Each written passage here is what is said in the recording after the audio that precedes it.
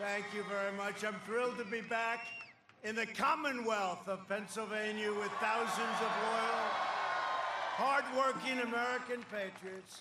And by the way, the home of the Pittsburgh Steelers. Congratulations. Congratulations. Good team. Great quarterback, don't you think? I think he's great. Big Ben, right? Big Ben. He's a good man. He's a good man. 42 days from now, we're going to win Pennsylvania, and we're going to win 4 more years in the White House. And we're all entitled to it, I will tell you that. With your vote, we're going to lift our nation to extraordinary new heights. We're going to turn the page forever on the failed political class, and that's exactly what we've been doing. And we're going to defend our jobs, our families, our borders, and our treasured way of life. And remember, we now put America first. We do it. It's been a long time. It's been a long time. This is the most important election in the history of our country. I believe that. And this election is a matter of economic survival for Pennsylvania. You had the greatest year you've ever had last year, and you're really on your way. We were very, very sadly disturbed by what happened with China. They let the plague out. They shouldn't have done it. But you're now on your way. We closed it up. We saved millions of lives. That's the bottom line. We closed it up. We saved millions of lives. And I will tell you, you see what's happening. You see the numbers as well as I do. You are on your way to, I think, maybe economically the best year. This next year will be the best year we've had. And the third quarter, wait till you look at the third quarter. Look at the numbers. They will be out before the election, but I predict they'll be very good. By the way, if they're not, I deny I ever saw it. I deny it. But I'm pretty confident they're going to be incredible, probably the best ever. Under my administration, we proudly achieved energy independence.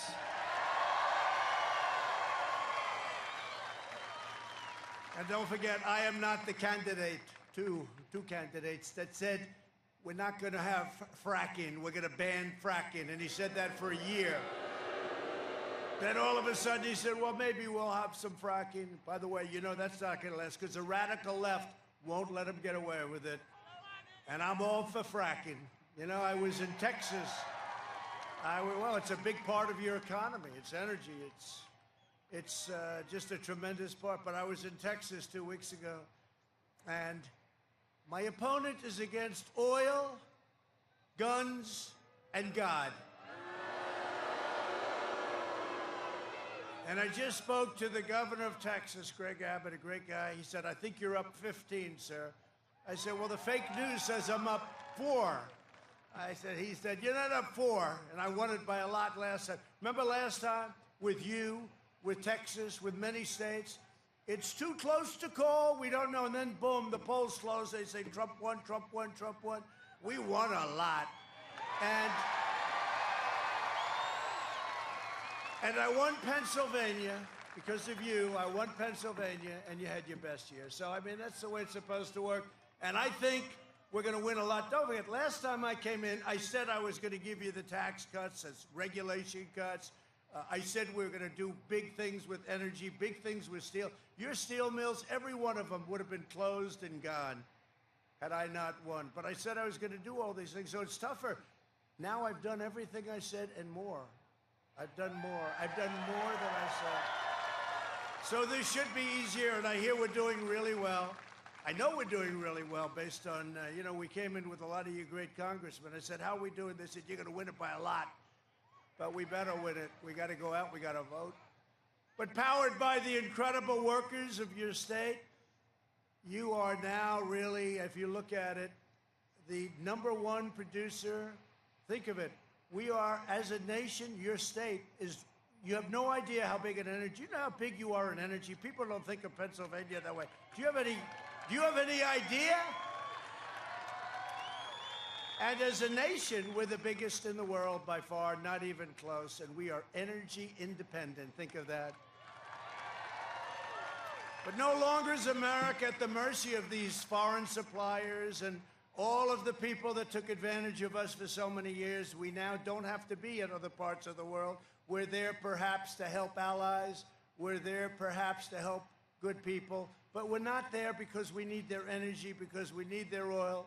Instead, we're the dominant energy producer. We're going to keep it that way. We're going to always have it that way. This, by the way, our opponents, they don't want petroleum products, okay? They want wind. Let's open up wind.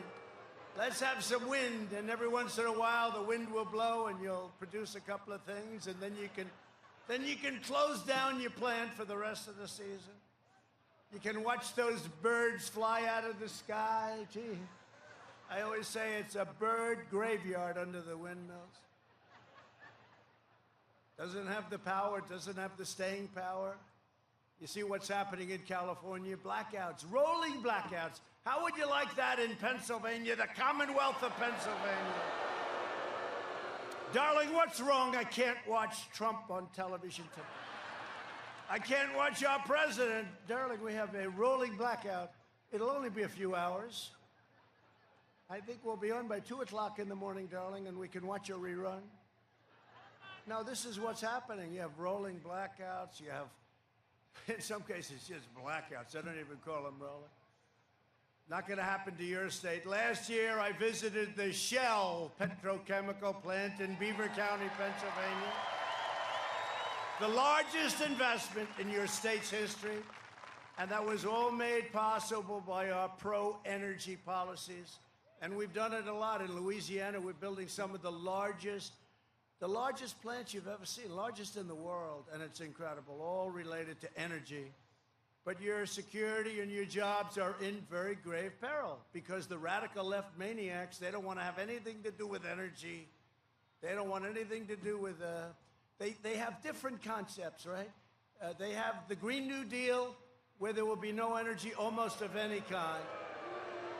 No, it's crazy. Thought of by AOC +3. You know AOC? Not a good student, not good at anything, but she's got a good line of crap, I'll tell you that. He's got a hell of a line. And she's got him, you know, she's radical left, but she's not as bad as some of them. How about Omar of Minnesota? We're going to win the state of Minnesota because of her, they say. She's telling us how to run our country.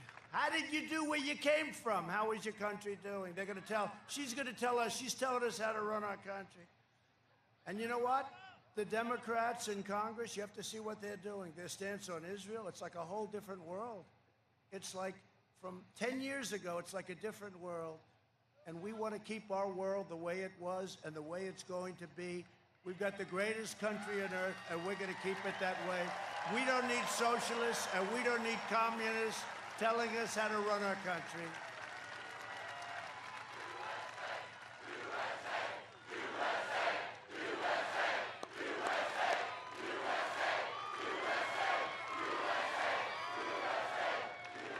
You know, I do this every night, and a lot of times it's a waste. I did it last night.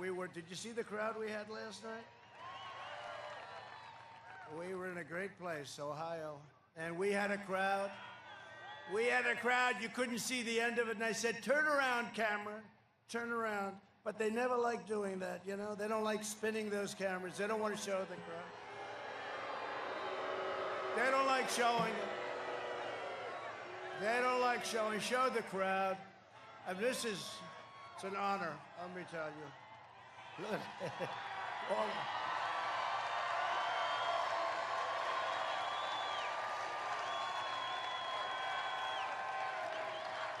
Look, you know, I used to think there was a difficulty, like it was a new camera that can't turn. But then whenever there was like a problem, like there'd be a little argument or some kind of an anti-Trump person, you don't see that much. I don't want to bring it on, but you don't see it much anymore. You know what? It's dangerous. It's dangerous with it. But, you know, I'd see the camera would never move, but ever when there's something like a little negative happening, that thing would turn around like a pretzel.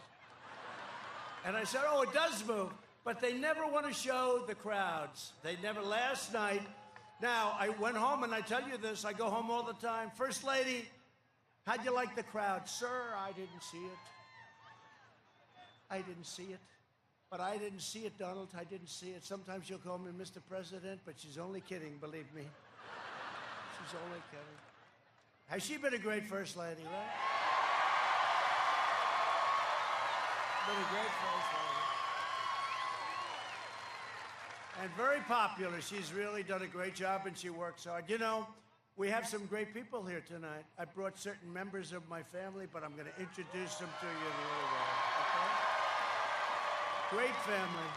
They work hard. I'll tell you what, they work hard. They really work hard. But I do wish they would show, because it would be, you know, it's actually better for them if they show. It shows the importance. The only thing you can do is, it's true. I'll say, how did it look?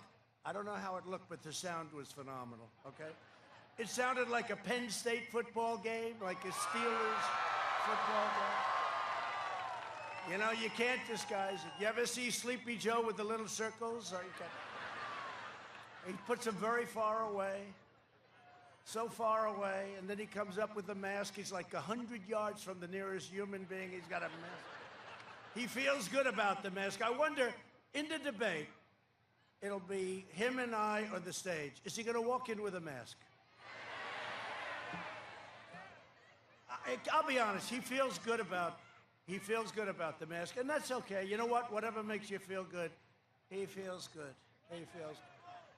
I mean, honestly, what the hell did he spend all that money on the plastic surgery if he's going to cover it up with a mask? Seriously, the whole deal.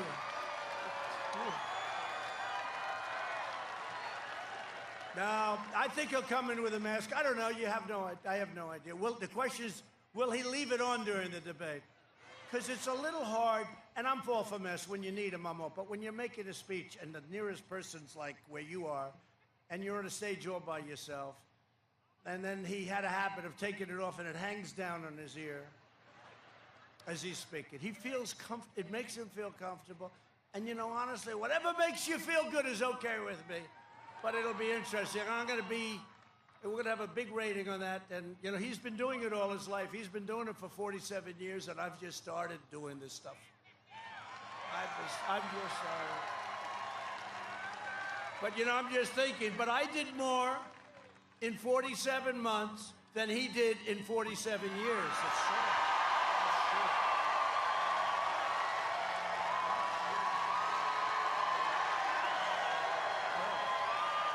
You look at what we've done.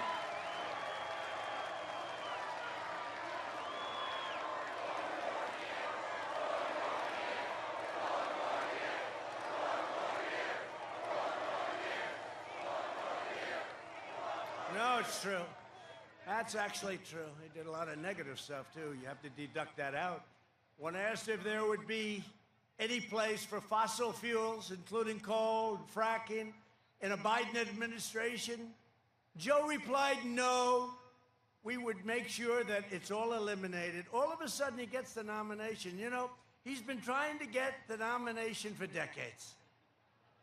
He finally and that was prime time for him, which was never great. And he never got more than 1%. We called him, remember I called him, his first nickname was 1% Joe. And frankly, had Elizabeth Warren been loyal to her philosophy, which is radical left, socialism, perhaps communism, I don't know, perhaps. It's verging on communism, right? But had she been loyal, she would have left, she would have quit, she had no chance, she was out, Pocahontas, she was gone. Remember I said, I have more Indian blood in me than you have, and I have none. And I'd love to have some, but I don't happen to have any. And then she choked, and she went out and got a test, and she announced she had 1,024th, right? 1,000. That means, like, I said it last night, that means around 700 or 800 years ago, somewhere there was a little bit of a relationship going. That's okay. 700, 800 years ago, maybe. What a phony she is, huh? Isn't she terrible? And now we're going to pick a great woman, any one of the 5 that I told you, but any one of the women that we had, they were all great people, great scholars, great, brilliant people.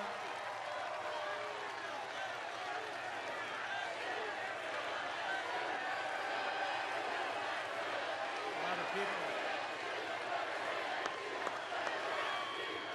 No, they're all great women. They're brilliant, great scholars. By the way, while I'm here, would anybody prefer that I pick a man? Is there any man that has the courage to raise your hand? There's one right there. I got one. We found one. Now, we're going to pick an incredible woman, brilliant woman, and watch the abuse that she will take. Whoever, the decision's going to be announced on Saturday, 5 o'clock on Saturday, at the White House.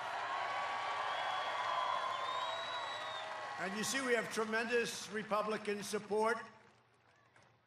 2 people, you know, always got to be 2. Always got to be the 2, those 2. We have great support from the Republican Party, tremendous support. It's never been this unified before, ever, ever.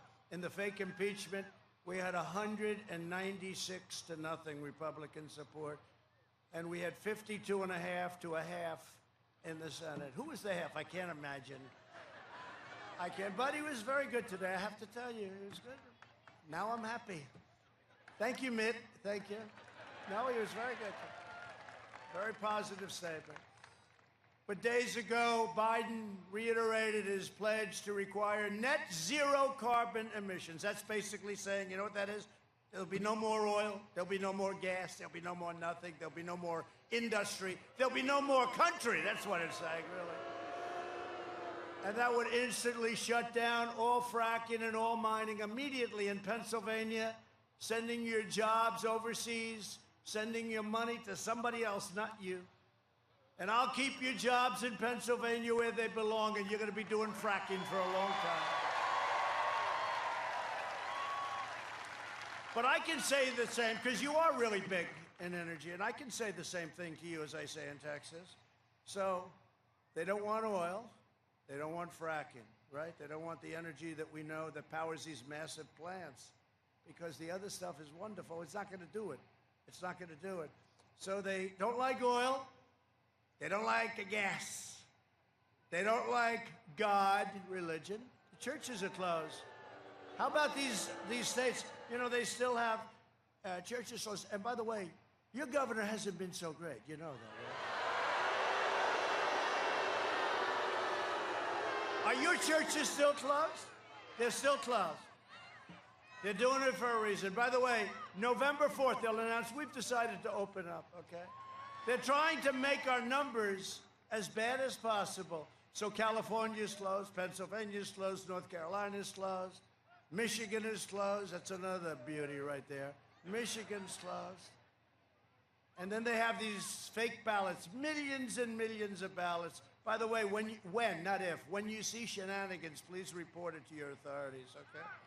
The real authorities. They're watching, and the authorities are watching. But please report it. But when you look at it, really, it's amazing. And they're trying to make our numbers look bad. But even with numerous closed states, and you notice also law and order, right? Law and order. The red states, the Republican states, they're working great. Record low crime, record low. But Democrat-run states, you look at Chicago, you look at New York. New York has gone through we have to bring back, we should draft Rudy Giuliani, okay? Let's bring him back. Draft him. We want Rudy.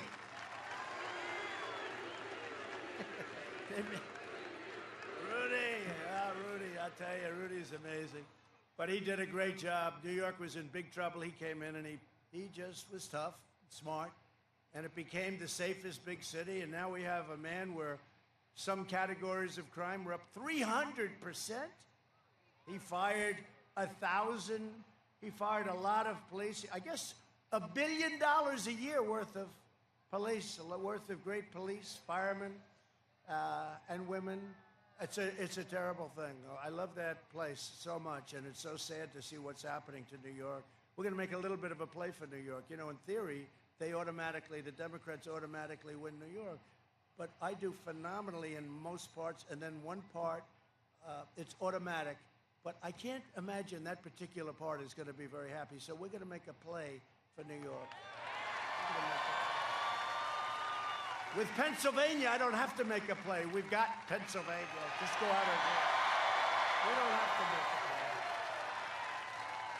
play. We don't have to. It's a great... You know, for years, though, Pennsylvania was a place that Republicans just didn't win.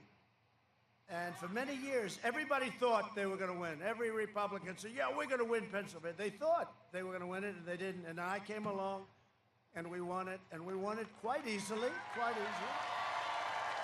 And I think we're going to do even better now because, remember, #1 in the history of your state last year, and that's because of what we did. We stopped the dumping. We saved your steel, so many different things. But Pennsylvania is the home of American energy. Think of it that way. And this has taken place over a very short period of time. Also, the birthplace of a thing called the American Constitution, right? American Constitution.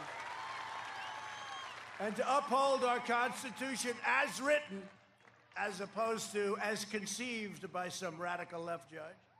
I will soon be announcing that nominee. You're going to love it. You're going to be so happy. If you don't love it, don't vote for me, okay? If you don't like it, my opponent refuses to release a list of justices. You know, I was told that a big thing when I was running last time, nobody really knew me. They knew me very well. We had great success at The Apprentice and in business, and it was great.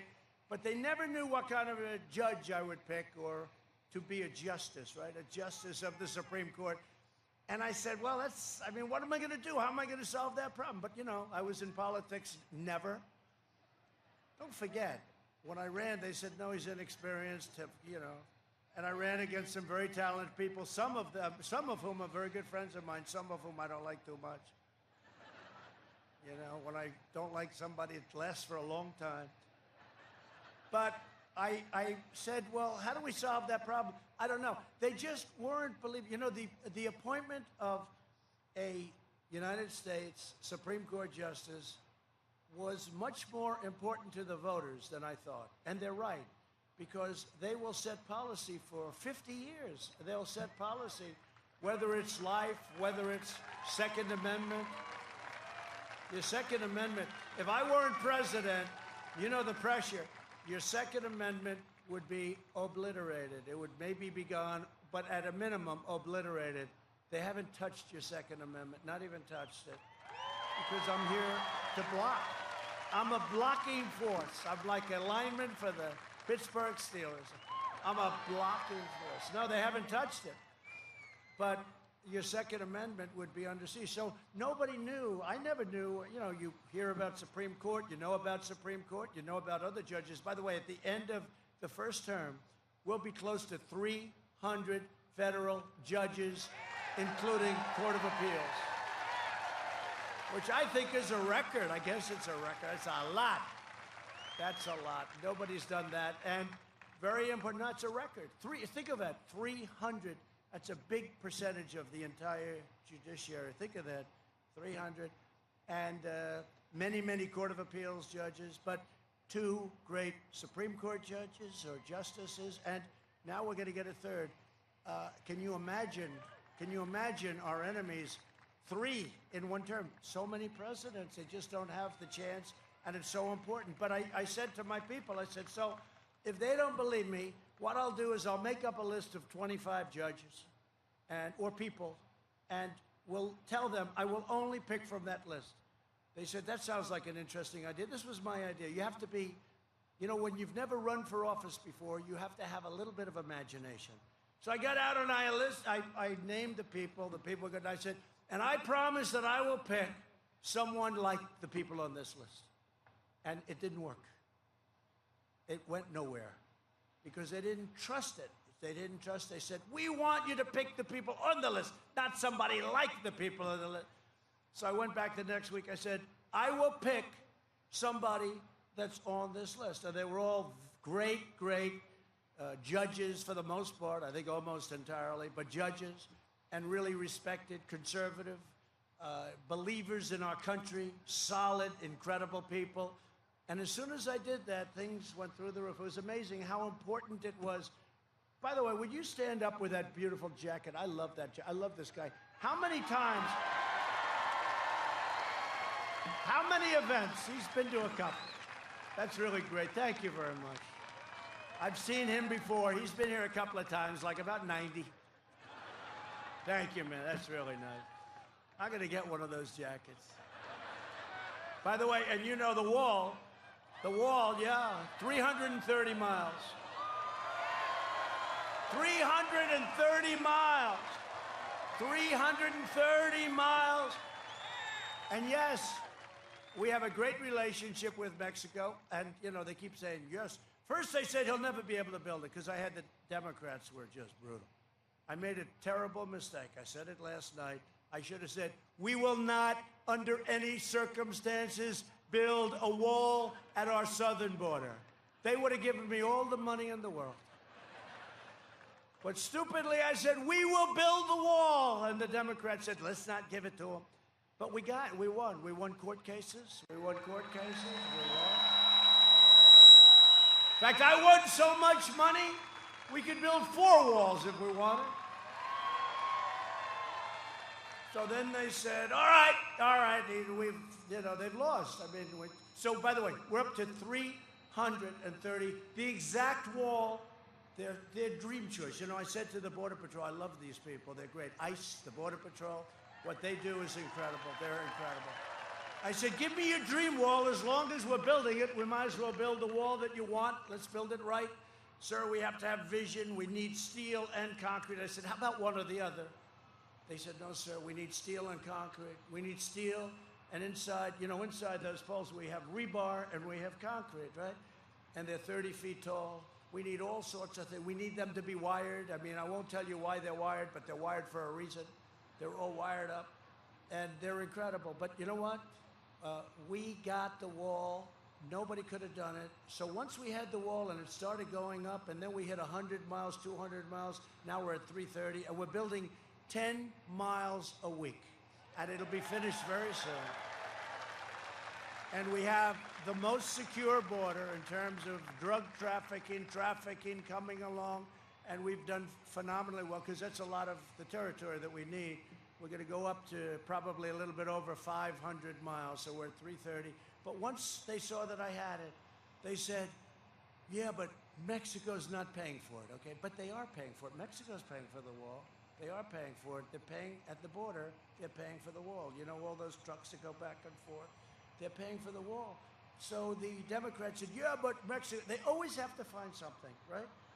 And you remember what I used to say, that if they fight us, remember people would say, what happens if they fight you on the wall? What happens if they fight you right to hell on the wall? I said, the wall would get 10 feet taller. Do you remember that? Took a little hit on that. We took a little bit of a hit, but that's okay. The wall is a tall sucker. You don't want to get up to the top. They look down, they say, oh, yeah, how do we get down off this? It's tall and it's strong and it's great, and we appreciate it because Mexico has been working with us very closely. They have right now 27,000 Mexican soldiers on our southern border, making sure that people don't come into our country. I want to thank the President of Mexico. Very helpful. So I made this list of potential justices, and I'll tell you, it all changed. Now I'm asking Sleepy Joe Biden to give me a list, and he doesn't want to do it. You know why?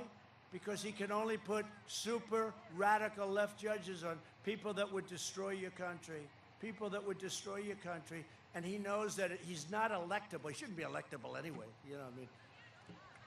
This is the worst candidate. You know where he is today? They have a thing called the lid. I don't even know. Do you know what lid stands for? Lid. He put out a lid today early in the morning. Lid means he's not going to be anywhere today. I'm working my ass off. I'm in Ohio. I'm in Texas. I'm in Florida. I'm in Michigan. I'm in Wisconsin.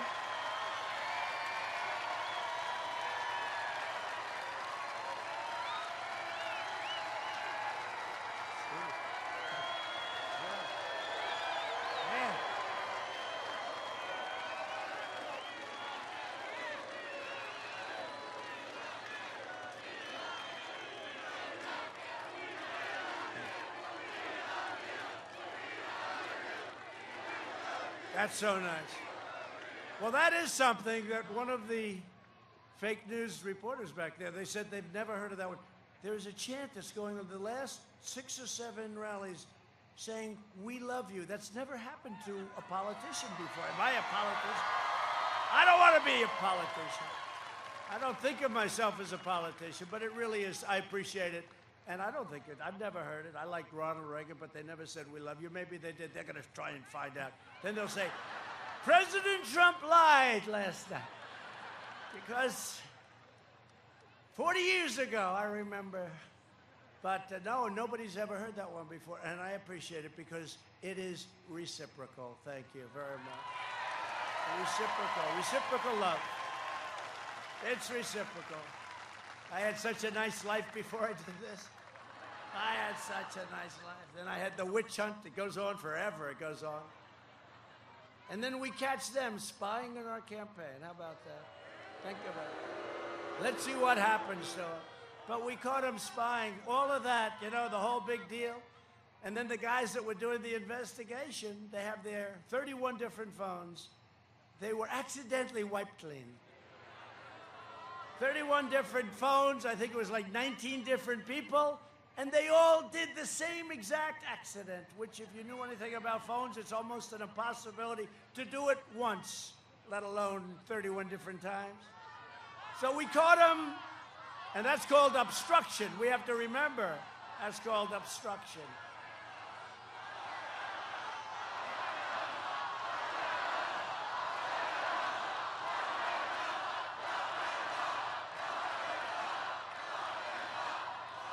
That was the Mueller group.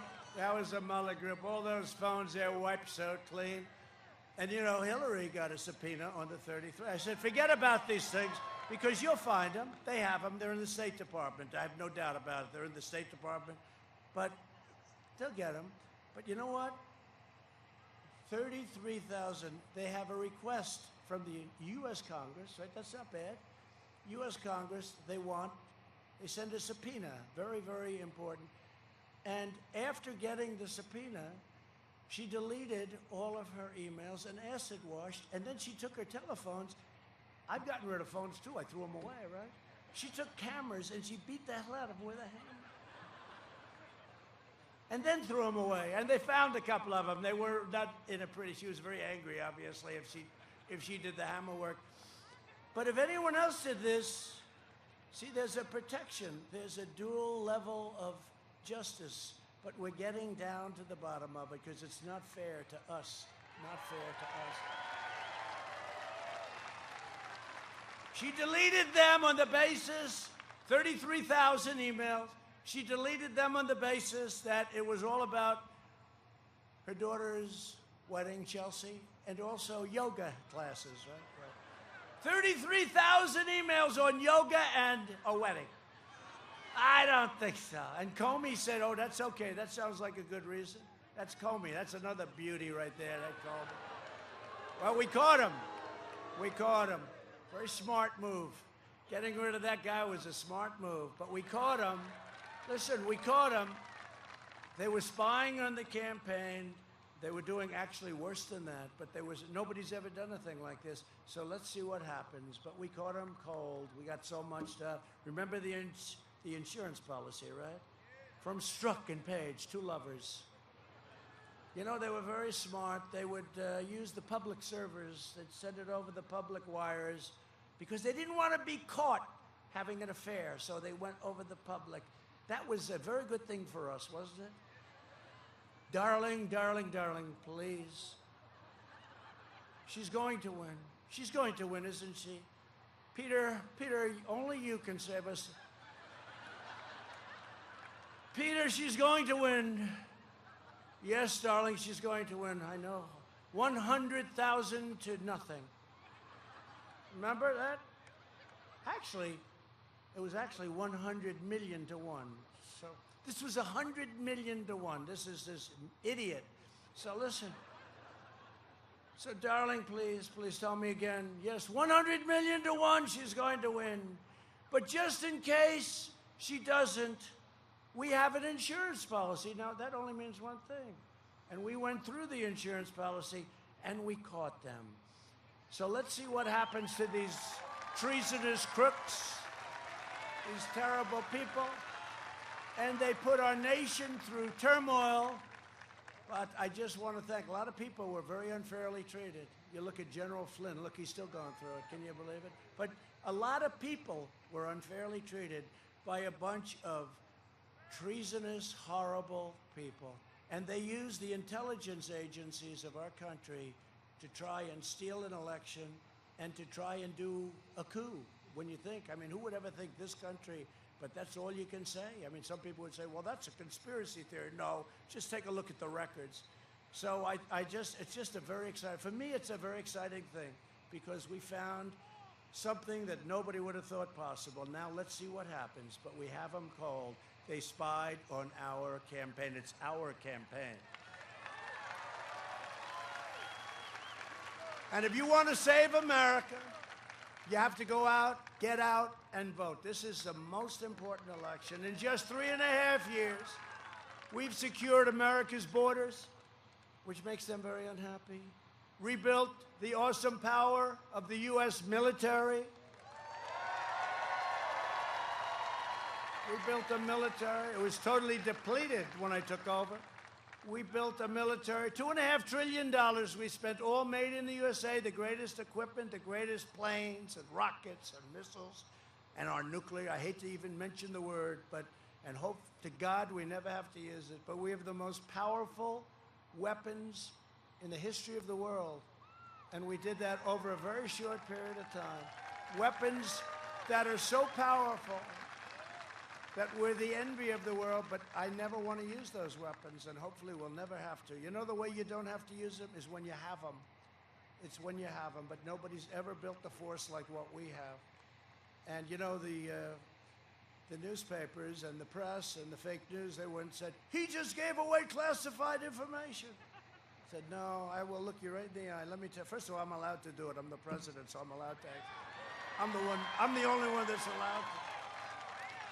But no, I didn't give away. I'm just telling you, most powerful weapons ever produced, we have. And other countries know that, and it's a good thing that they know it, and I don't think we'll ever be using them, and I hope we don't. I hope to God. I use the word God because they refuse to use the word God in their Pledge of Allegiance, right? Twice. I use the word God. I hope to God we never have to use them. But I obliterated the ISIS caliphate, which was all over the place, 100%. Remember, I got it down to 99%. They said, you got to go 100. I said, let's get out of here.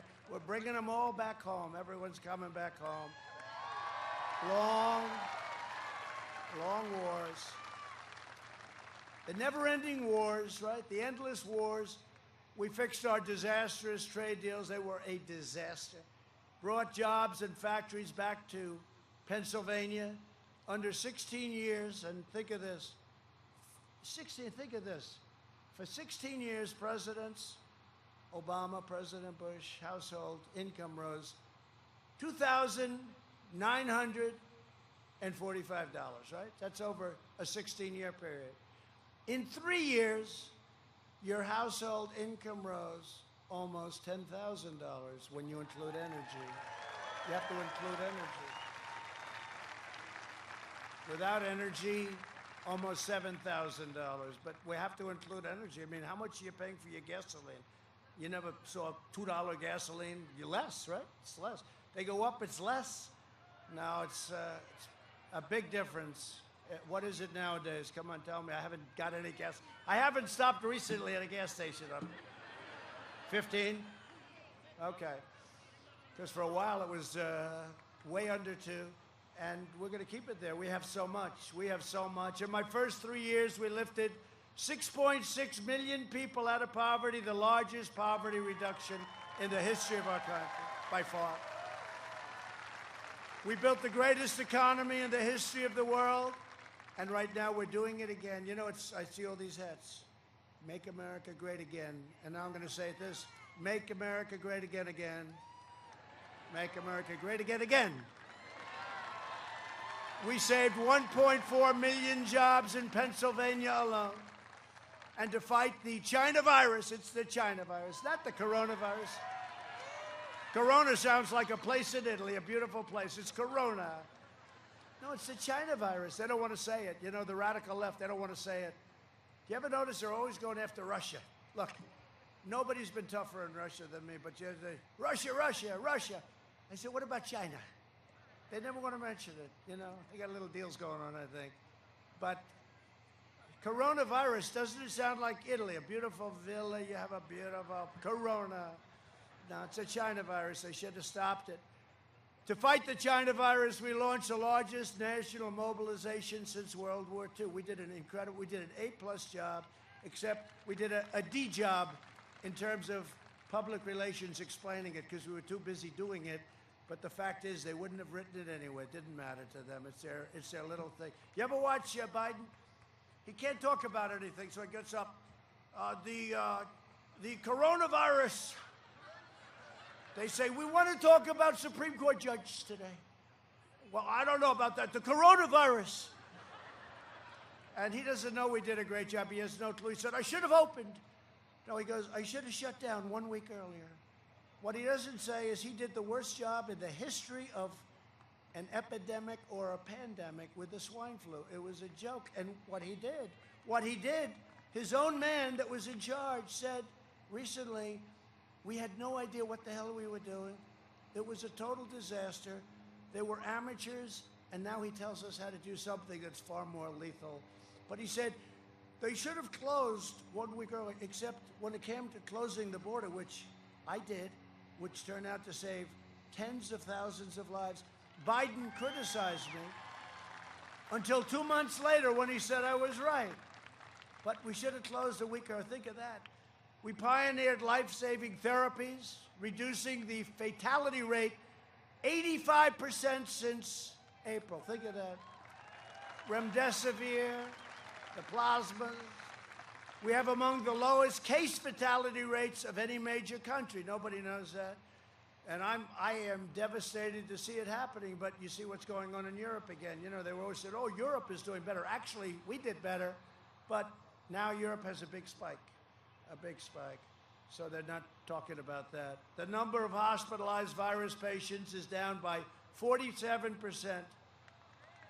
And virus patients coming to the emergency room is down, and visits are way down, visits to hospital. Europe is almost a 50% greater excess mortality rate than the United States. So, you know, they like to compare us to Europe. 50% greater excess mortality rate. Our early and aggressive action saved millions of lives. Through Operation Warp Speed, you've heard about it. They don't want to talk about it. What we've done in a record period of time with the ventilators and, you know, now we're building ventilators for the world. Very hard to do. We'll develop and distribute a vaccine very, very shortly in record time. It would have been 2 or 3 years, 4 years if Biden's group had done it. But we've done a great job with the FDA and clearing a path. And you'll be seeing it very shortly, and these are great companies that are doing it. So we'll crush the virus, and our opponents will, with him, they will crush America. We can't let it happen. This country is too great. Our love of each other is too great. This guy doesn't know he's alive. I mean, he really doesn't. He doesn't know he's alive. You know, he did an ad on an anonymous source that said, about me making a statement about military soldiers that died. And it was such a disgusting thing. I said, the only good thing about it is now I can take the gloves off. This guy doesn't have a clue. He doesn't know where the hell he is. And they'll give him a shot or something. I don't know. He's going to get something. He'll be, you know, because I watched him so badly. He performed so badly in the debates. And then with Bernie, he was average. Not great, but he got through. And I said, what the hell is he taking? And we'd like to ask him, and I said that. We want a drug test. We want a drug test. We'll both take it. We'll both take it. Because with Bernie, he was able to get through. But listen, I mean, it wasn't Winston Churchill. This wasn't the greatest debate, but he got through. It was fine. Him and Bernie screaming at each other. Mostly Bernie, crazy Bernie. He's not too happy. I'll tell you, did you ever see a better loser than Bernie? Oh, seriously, he's a good loser. He got terribly treated by Hillary and that group. And then it happened again with Elizabeth Warren, right? it happened again, what the Democrat Party did to him. And then you have this guy, Mike Bloomberg, Mini Mike. One question and he was gone. There goes $1.8 billion out the window. One question. I said, you think it's easy up here, Mike, don't you? One question, and that was the end. He said, where am I? Get me the hell off of this platform. Mini Mike. Mini Mike. So now he's trying to buy into the party. You would think after the way they treated him, they called him every name. Pocahontas destroyed him. She didn't do good against me, but boy, did she do good against Mini Mike. And instead of, I figured he'd be calling and saying, listen, I want to become a Republican. You know, we've done great for the economy, you'd think, right? But he always wanted to run for president, and he tried before, I guess, but he tried, and it was a bad experience. And you would think he would have joined our party, but instead he's trying to buy his way back in. When somebody treats you that way, even stay neutral. Don't go back in. He wants to give them a lot of money to try and buy their friendship. And you know, one thing you learned about politics, I spent a fraction of the money that Crooked Hillary spent. They raised $2 billion. I spent my own money, but I spent a fraction of the money, like 35%, 30%, and we won. Nobody ever says that. It's not about money. It's about other things. There are other things involved. It's not just about money. You know, in the old days, my father would teach me, if you can win and spend less, that's a good thing. And I remember after I won, and I won decisively, look, 306 to 223, that's a lot. 306 delegates, 306, that's decisive. We won Michigan, and we're going to win it again. We're up in a poll just now. Oh, they're going crazy. They're going crazy. We won Wisconsin. We won Pennsylvania. But my father told me, he said, if you can win and spend less money, that's a good thing, not a bad thing. That's a good thing, not a bad thing. Like if you get along with the leaders of other lands and don't go to war all the time with everybody and can come out on top without having to shed blood all over the place and destroy your families and your country. Like when I get along with Putin, when I get along with Kim Jong-un, whatever happened to the war we were supposed to be in with North Korea? Nothing happened. They said I gave away so much. I said, what did I give away? They couldn't find anything.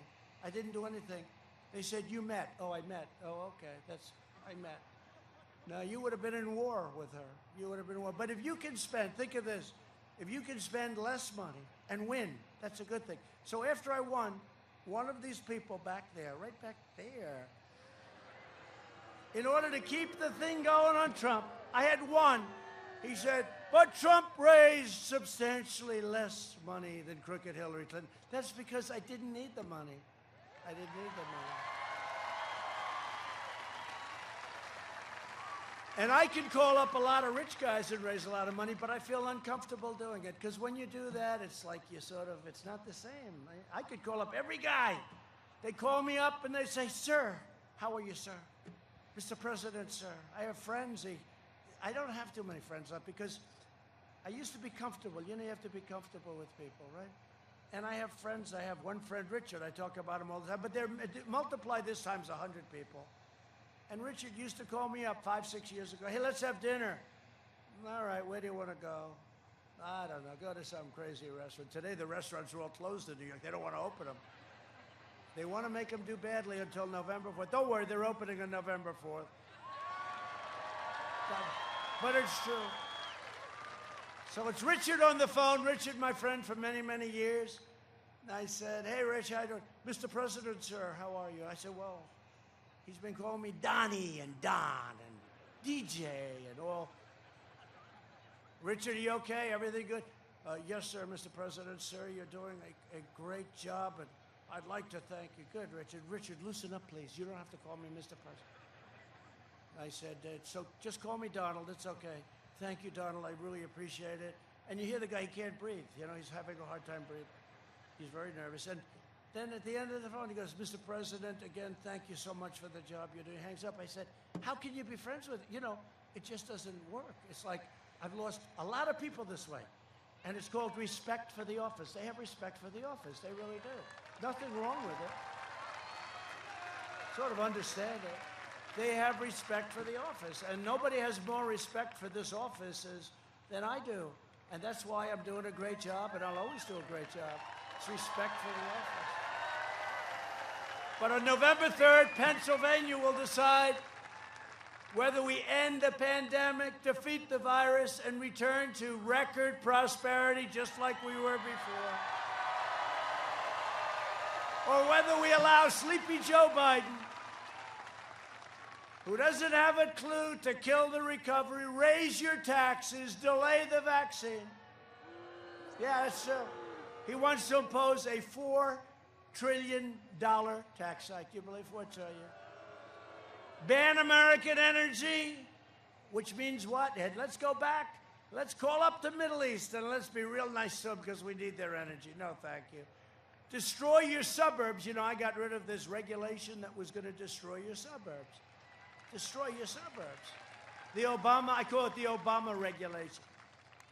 They build nice projects right next to your beautiful home. Lots of luck. Give free health care. I hope the people in the suburbs realize when I did this, I took a lot of heat. I got rid of a regulation. They all said, sir, we'll amend the regulation. We're going to amend it. I said, I don't want to amend it. And a couple of stories were written. I wish the women living in the suburbs would read these stories. They were written by people that say, I can't believe a president had the guts to do it. I did because I want to save the American dream. And by the way, a big part of the American dream are minorities who made it, and they want to live in the suburbs, and they don't want to be next to a project. So all you people in the suburbs that say, I don't know, I'm making up my mind, and Cory Booker was the one that was going to lead it out. He was going to be the one. He wants it to be. He wants those projects to be nice and big. And I just hope you're going to remember that sooner than November 3rd, because you can do it sooner. Give free health care to illegally. So the problem with free health care, we all have a heart. We all want to take care of people. The problem is when you promise free education, free health care, all this stuff, but free health care. Remember Sleepy Joe during the debate? Who wants to give free health care to illegal immigrants? And everybody immediately raises their hand, you know, radical left, raise it. And Joe, do you remember there's a classic? He's, Remember? Sleepy Joe. And he'll do it because he has no choice, because they have total power. He's like a puppet for them. And indoctrinate your children with poisonous anti-American lies. To combat the toxic left-wing propaganda in our schools, I announced last week that we are launching a new pro-American lesson plan for students. 1776 Commission.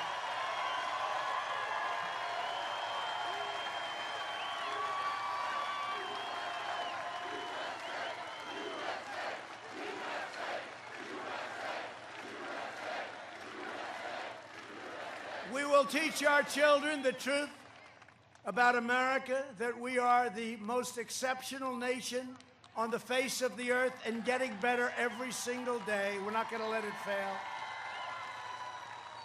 The Democrat Party has joined forces with flag burners, anarchists, anti-police people, they're extremists, agitators, and then they say, oh, no, this was a peaceful protest. This is a peaceful protest. They know what I'm talking about. They know our great uniform, brilliant, we love them. But you know what? We call it a peaceful protest now because the only thing you're allowed to do in Pennsylvania, you can't go to church, right? You can't meet, you can't congregate, you can't look at each other. You can't give your wife a kiss goodnight, you gotta wear a mask. You can't do anything. They got you closed up. Don't go out to dinner, stay where you are. Michigan, same thing, like the governor. Her husband went boating. It was a disaster because nobody's allowed. He was the only boat. He had this massive, beautiful lake. You know the lake I'm talking about. It's a big lake. And then a guy tried to put a boat. Who is it? It's the husband of the governor. And that didn't work out too well for her. But the only thing you're allowed to do is protest. And they have a line. You can't go to church. You can't be with your neighbors. But if you're going to protest and burn down stores and loot stores and shoot people and step on people's faces and do all sorts of bad things that these people will protect you from doing if they were given their rightful power and dignity back. So they have a clause. Stand up, fellas, stand up.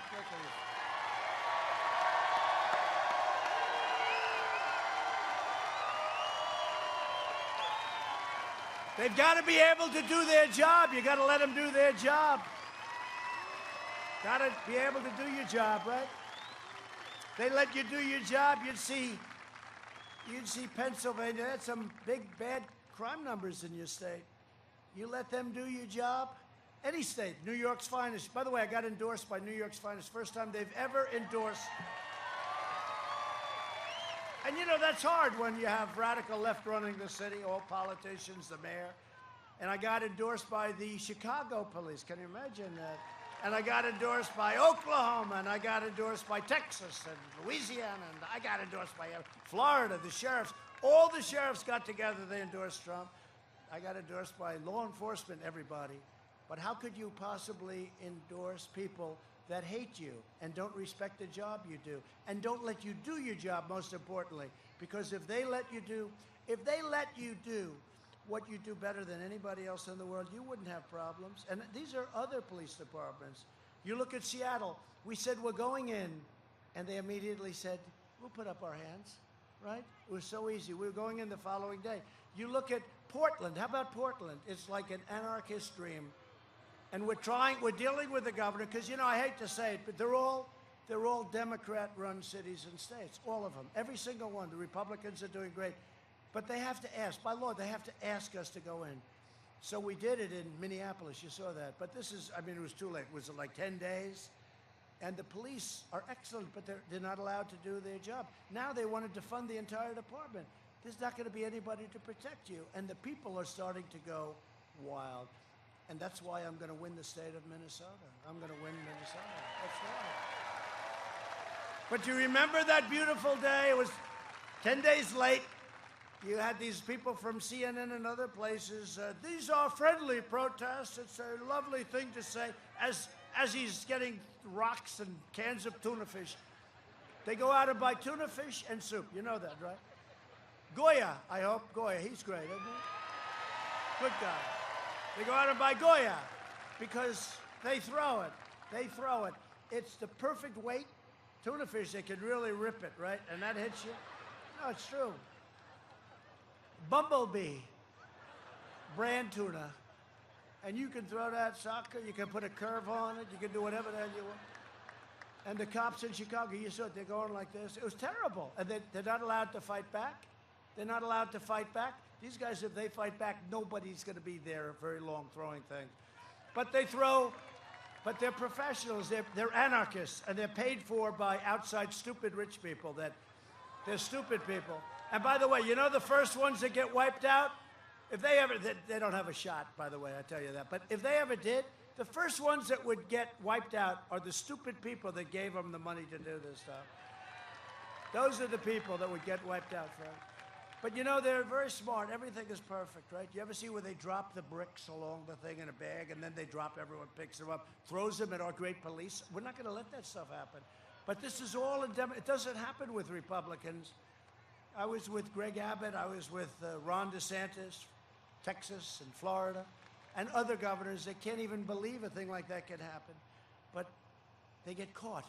They're walking up there like 30 cans of soup. They have like 25 cans of tuna. They get caught. I'm bringing this home to my family. How dare you stop me? No, no, no.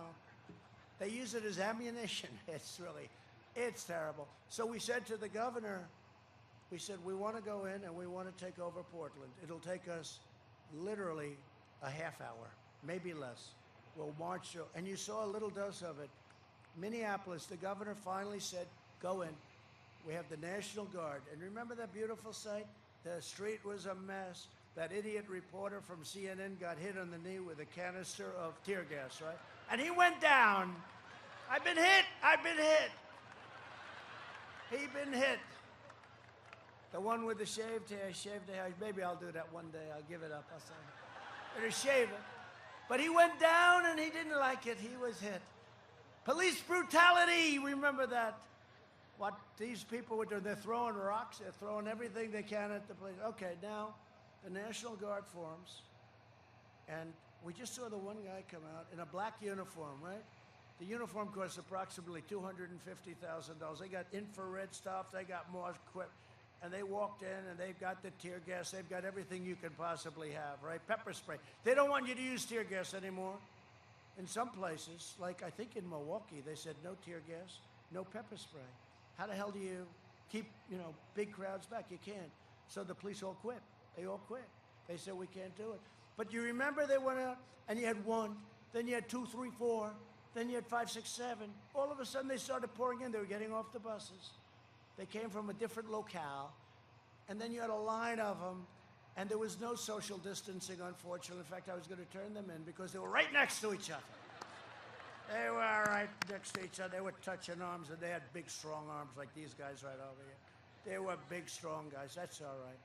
And they were, like, together.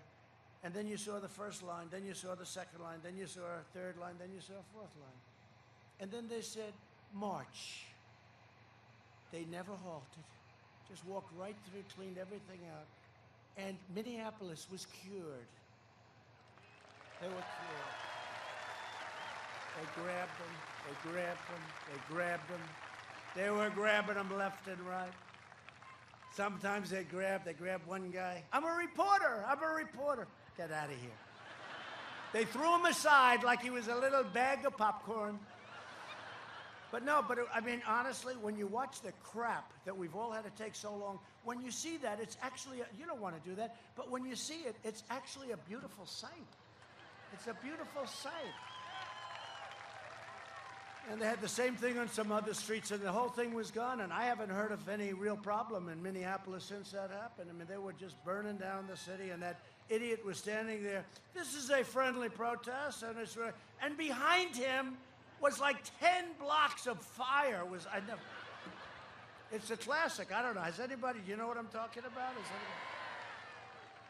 So I just have such respect, but you have to let these great professionals do what they do best. You have to let them do it's called law and order. We need law and order. It's a Democrat phenomenon. And if they win, Sleepy Joe, if they win, because he has no power over these people are crazed lunatics. If they win, your cities will be like this. You'll lose all rights. Your Constitution will be worthless. It'll be a terrible, terrible thing. And I'm not even sure that after some time listening to that and going along with that, I'm not even sure the country can ever recover. That's how bad it would be. I'm not sure it can ever recover. Over Labor Day, left-wing radicals rampaged through Pittsburgh, harassing diners at restaurants. I saw that one. That was horrible. No, I saw that, right? I saw that. The one guy grabs a woman, an older woman. She's eating a steak. He grabbed the steak and started eating it. Then he threw it back on the plate. An outdoor place. And the husband standing there like, they're afraid for their lives. It was a terrible thing. That should never be allowed to happen. A thing like that should just be closed up before it ever gets started. That was terrible. Remember that? An older woman.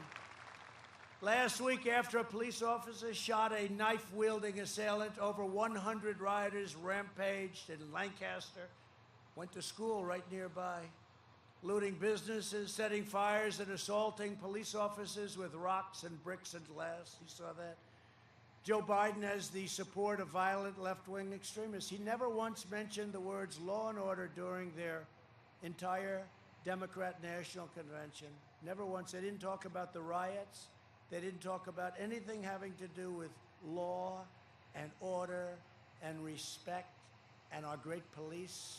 They didn't do it. They didn't talk about it. It's not a subject.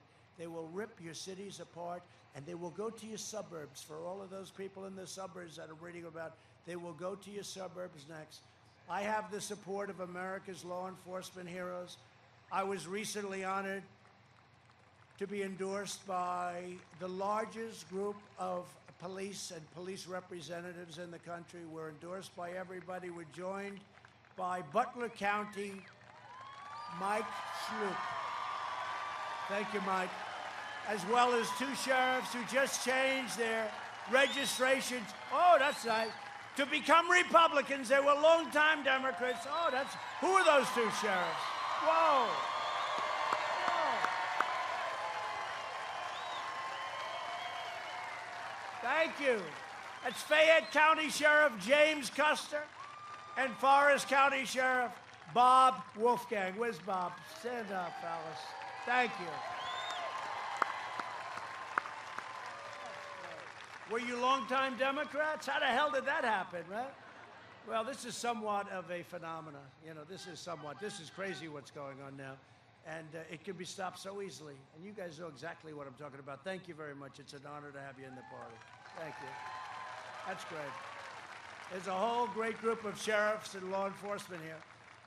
Also with us are Congressman Guy Reschenthaler. Guy, where's Guy? Great warrior. Where are they sitting?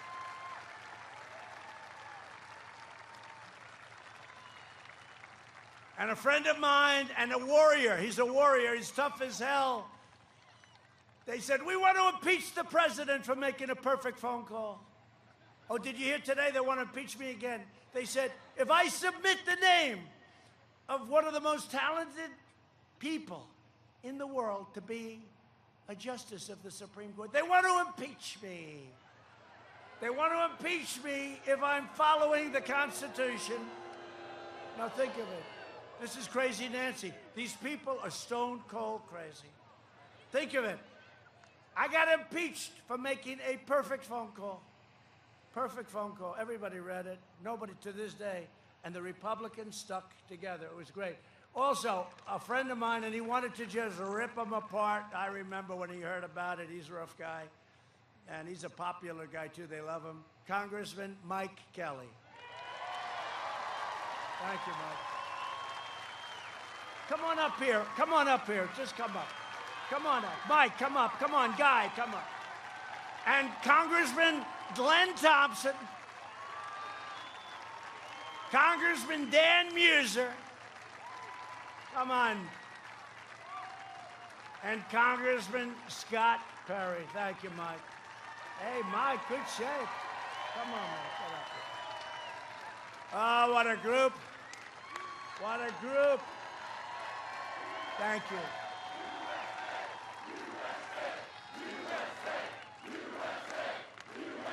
Thank you. And we also have a candidate here for Congress. This is a candidate who is the real deal. He is tough as hell. He's no lamb. You know, he's no lamb. I don't know if you can get over that. This guy could get over it. He'd rip it apart if he had to. They have big security over here. That's okay. Secret Service. That's okay. Come on up here. Sean Parnell, who has my complete and total endorsement.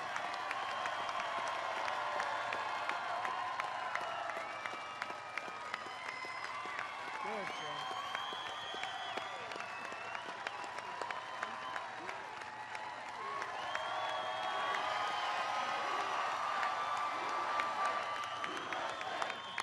He's the real deal. You know, Connor Lamb is just a puppet for Nancy Pelosi and Crying Chuck Schumer. You know Crying Chuck? He cries every time he thinks it's appropriate. Now, I'll tell you what, this Connor Lamb turned out to be a stone-cold phony. When he was running, it's a very Trump, they like me. And I thought he was a Republican because his ads were so good. We have to respect our president. I said, this guy's doing some beautiful ads. And I found out he was a Democrat. And I'll tell you what, he's nothing compared to Sean. Sean is the real deal. Thank you, Sean. And just give a little hand, because he's done a hell of a job, to our campaign chair, Bernie Comfort. Thank you, Bernie. Bernie Comfort. Thank you. Thank you to Bernie Comfort. Thanks, Bernie. All right.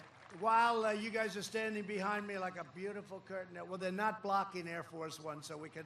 But I have a woman with us tonight who has devoted so much. She gave up her business. She said, Dad, I'm going to come down to Washington and help you. And I love you, Daddy, and we're going to help people. And I don't care. And she was very successful in every way.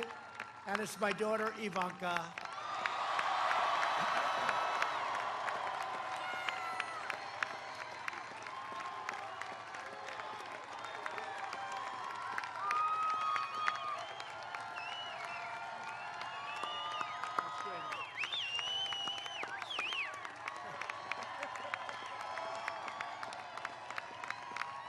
I just want to thank this group of people.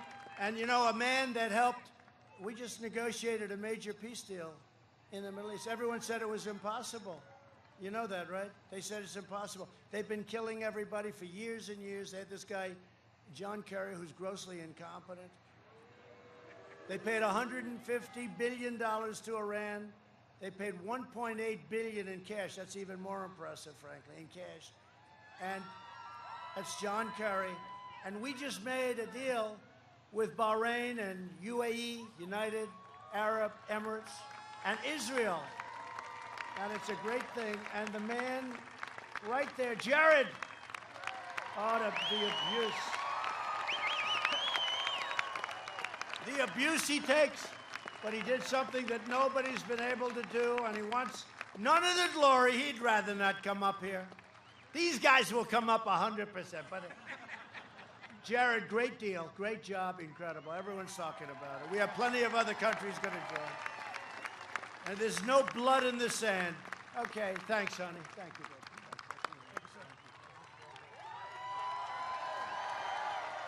Great job. Okay, Mike.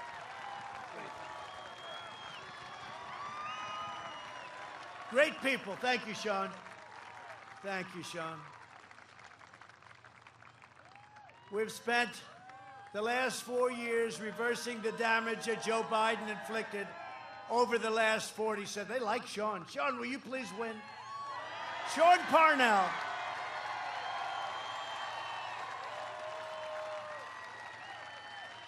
Yeah, I'll tell you, he's popular. That's great, Sean. We love Sean.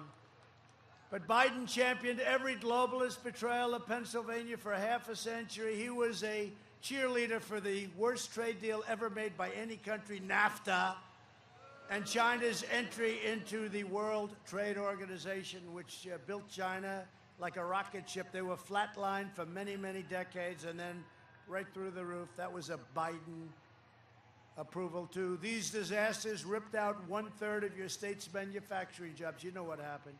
Biden shouldn't be asking for your vote. He should be begging for your forgiveness. He did a terrible job. Now the Democrat Party is pledging to rejoin the disastrous Paris Climate Accord. You want to spend a lot of money for nothing? Eviscerating your state's economy. You will spend $1 trillion, and what it is, really, it takes away your power, it takes away your energy.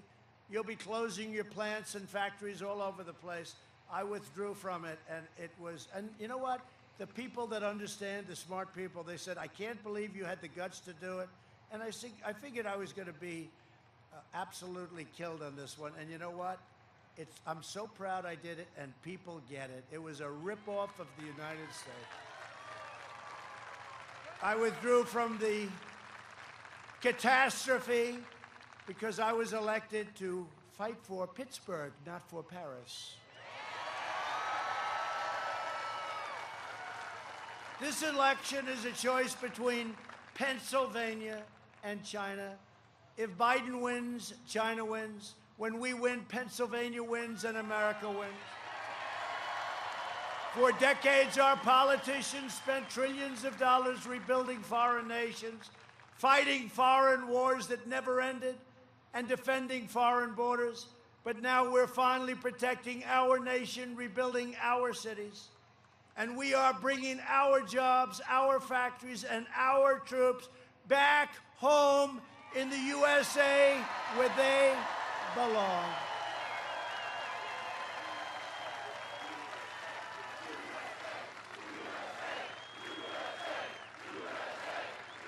We're all coming home. During the pandemic, I've suspended the entry of foreign workers who threaten American jobs. As our economy reopens, I want to ensure that Americans are first in line to get the great jobs and the high wages. America first. Biden wants to flood the economy with cheap labor to replace U.S. workers. You know that. And that's why never, I see his thing, hire American. He got it from me. All the words he's got, they're my words, right? Do you ever see it? They say, he copied my campaign. I keep saying, what the hell happened for 47 years, and now he's copying my campaign.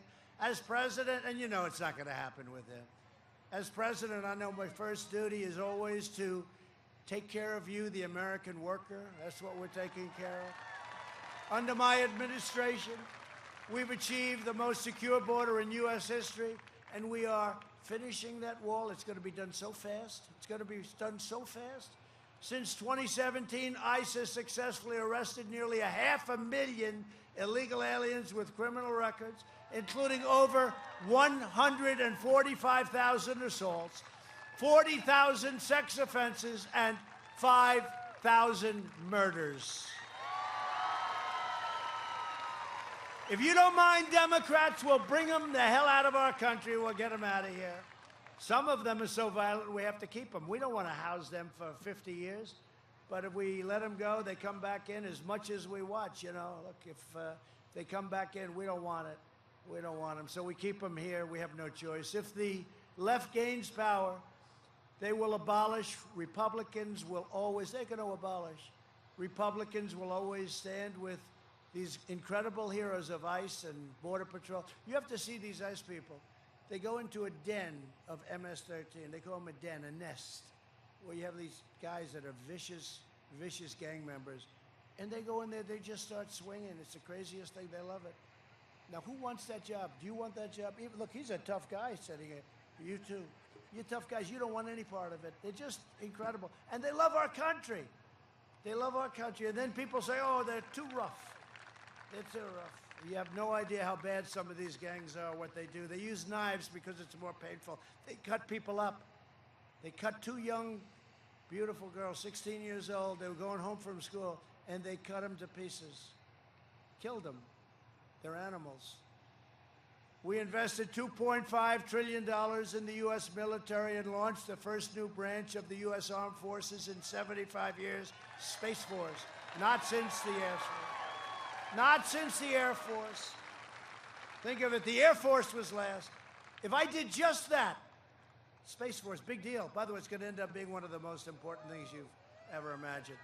But if I just did that, a sixth branch of the U.S. military, that would be a big deal. That's like one of many, many things. We passed VA choice and VA accountability. We killed the founder and leader of ISIS, al-Baghdadi. They were after him for years. We took out the world's #1 terrorist and the mass murderer of American troops and many others. Qasem Soleimani is gone. I withdrew from the last administration's disastrous Iran nuclear deal, one of the great disasters. And by the way, you know, it's practically expired. The crazy deal that Obama made practically expired. And his chief negotiator, he never left. I want this. Nope, we're not giving it to you. Okay, let's go on to the next thing. Give me this. Nope. Give me this. Nope. Give me this. Nope. He never won a point. He lost everything. It's the worst deal I've ever seen. And the only time he left the table is to go on a bicycle ride, and he crashed and broke his leg and his arm. And I promised everybody I would never go riding in a bicycle race. I swear to you. I kept my promise, recognized the true capital of Israel, and opened the American embassy in Jerusalem. I also recognized Israeli sovereignty over the Golan Heights. That was a 52-year development that I got done like in about a day. They've been negotiating that, sovereignty over the Golan Heights. I got it done immediately. 52 years they worked on that. But instead of endless war, we are forging peace in the Middle East. It's so great. Peace in the Middle East.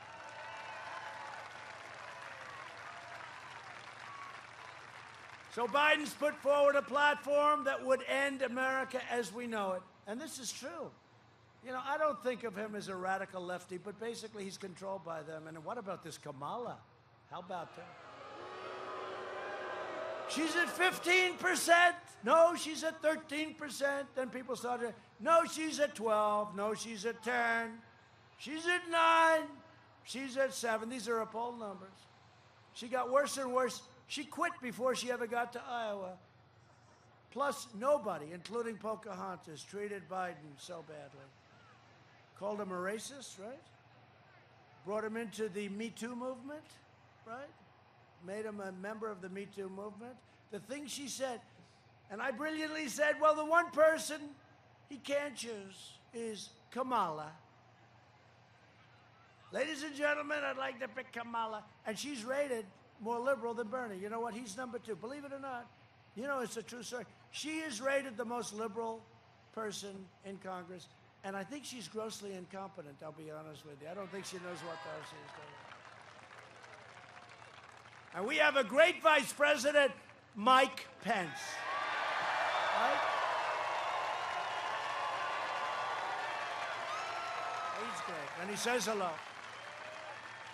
If elected, Biden would destroy Social Security and destroy protections for pre-existing conditions, people with pre-existing conditions. Drain your Medicare by giving away your health care to illegal immigrants. They're all going to come in. If you have that, the problem is we're going to give you health care. They're going to all pour into the United States, and our country can't afford it. We want to be nice. We all have hearts. Country can't afford it. They would get people that never even thought of coming if they see that. Can't do it. They would end our travel bans on jihadist regions. We have very strong, remember, I got travel bans. Everyone thought it was such a terrible thing. Such a terrible person. He's such a terrible person. I'm such a bad guy, I got travel bans. And increased refugee admissions by more than 700%. Opening the floodgates to radical Islamic terrorism. Ban school choice and all charter schools. They're very important. In the second term, I will provide school choice to every parent in America.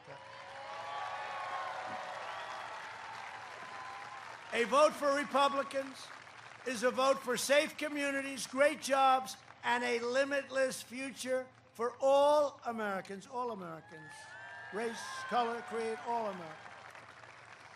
So in conclusion, over the next 4 years, we will make America into the manufacturing superpower of the world, and we will end our reliance on China once and for all. We will make our medical supplies right here in the United States, right here in Pennsylvania. We will hire more police, increase penalties for assaults on law enforcement, and we will ban deadly sanctuary cities. We ban them. We will defend the dignity of work and the sanctity of life. Thank you. We will uphold religious liberty, free speech, and the right to keep and bear arms. We will strike down terrorists who threaten our citizens, and we will keep America out of endless, ridiculous, stupid foreign wars. We lose our youth to countries that you never even heard of, right? Never even heard of them. We will maintain America's unrivaled military might, and we will ensure peace through strength. We will surprise, and think of the surprise medical building. We're going to end it. Surprise, you ever walk into a hospital, oh, gee, fix up, oh, great, then you get a bill for $2,000 for a Band-Aid. We will end surprise medical billing, require price transparency, which I've already signed and brilliantly starts on January 1st. Hey, you better vote for me. You know, that's one of the, I think that's in a way bigger than health care. Can you imagine Biden if he won? What price transparency is so big? It's all done. It starts on January 1st. How smart is that? How smart? And you're going to see numbers and reductions like you've never seen. Could you imagine if he were president? Sir, our medical costs have dropped in half. Price transparency has been unbelievable. What is that? what is price transparency? And they'll explain to him. He still won't have a clue. But can you imagine giving him credit? I signed it. It's all done. It starts on January 1st. I said, why can't you start it now, just in case? And you know what they said? Sir, statutorily, it has to start then. I said, all right, let's go. But I know we're going to win, so it's not going to matter, okay?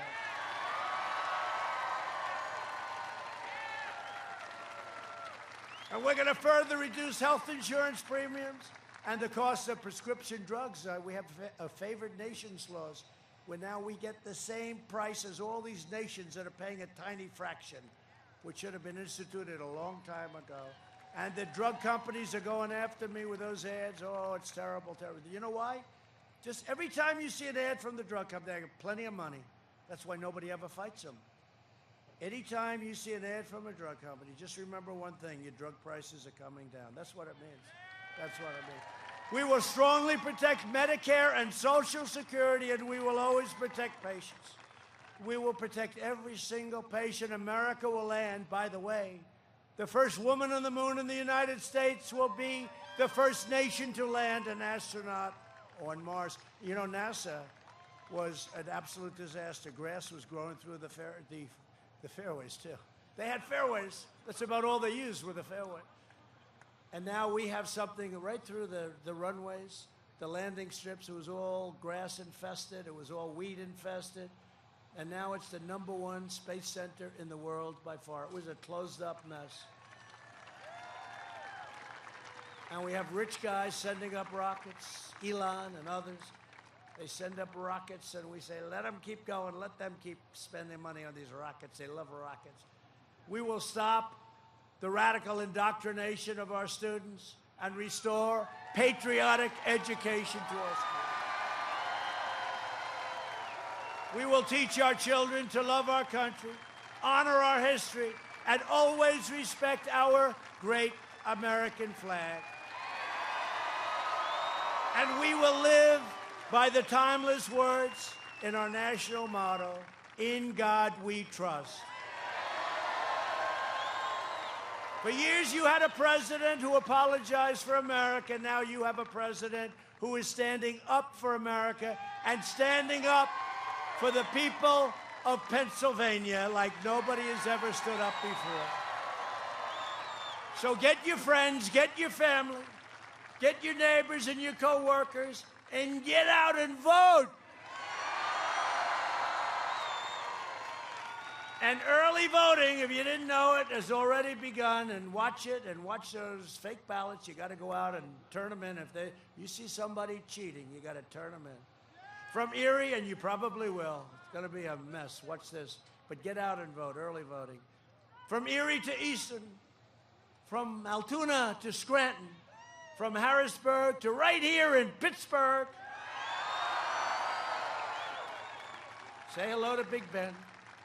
We stand on the shoulders of Pennsylvania patriots who gave their blood, sweat, and tears for their beloved country. This is the state where our founding fathers declared American independence, right? This is the state. Such history. Such history. It's where the Army weathered its brutal winter at Valley Forge, I know it well, where George Washington led his men on a daring mission across the Delaware, and where our Union was saved by the heroes of Gettysburg. Gettysburg, one of the great, great, incredible sights of history. Gettysburg. So vicious, so horrible, and yet so beautiful and so historic, right? Incredible. Gettysburg, Pennsylvania. This is the place where generations of tough, strong Pennsylvania workers mined the coal, worked the railroads, forged the steel that made America into the greatest and most powerful nation in the history of the world. And we are making it greater, greater, greater than ever before. Not even close. Not even close. It's what we're doing. We're doing it together. Proud citizens like you help build this country, and together we are taking back our country. We are returning power to you, the American people. With your help, your devotion, and your drive, we are going to keep on working, we are going to keep on fighting, and we are going to keep on winning, winning, winning.